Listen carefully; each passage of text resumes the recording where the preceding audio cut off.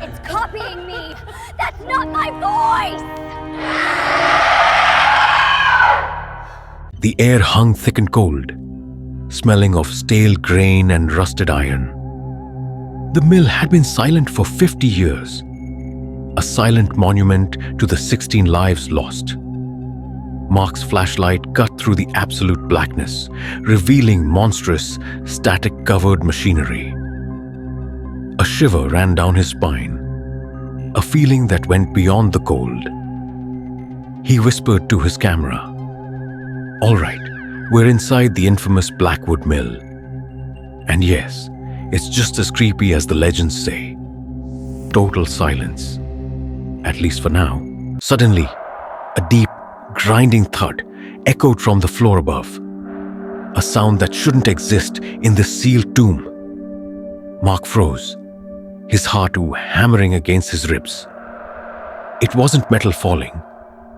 It sounded like a colossal stone gear attempting to turn. He backed against a damp wall, breathing raggedly.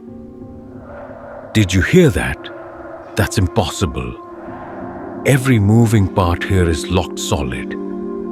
I need to get out, but I have to know what that was. I just have to." He took a shaky step towards the rusty iron staircase. That's when the water started. Not dripping, but a sudden frantic rush like 100 gallons had burst through the sluice gate. He could hear it churning right beside him, even though the river outside had been diverted decades ago.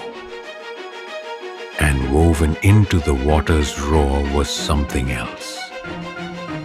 A muffled, guttural, panicked human scream, cut short by a sickening crunch. This is it, he thought, his mind racing for an exit. This place is playing the moments of the collapse back to me. He spun around, trying to find the source of the sound, his flashlight beam frantic. In the far corner, nestled between two massive broken chutes, he saw it. A pale, tall shape, dusted entirely in white flour. But it wasn't a shadow. It was moving, slowly, deliberately, towards him. The creature didn't walk. It glided, leaving no footprints in the thick layer of dust.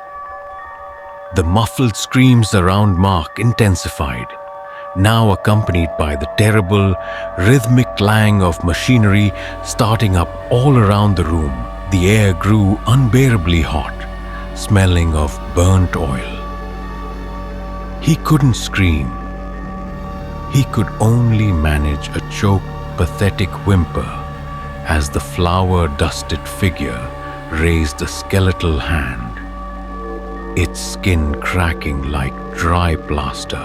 Deep breath, then quiet, haunted voice. Years later, the mill remains.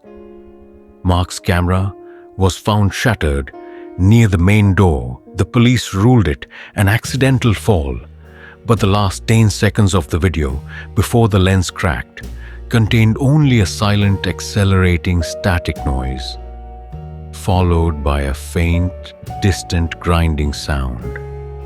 The sound of the mill beginning to work again, deep in the night.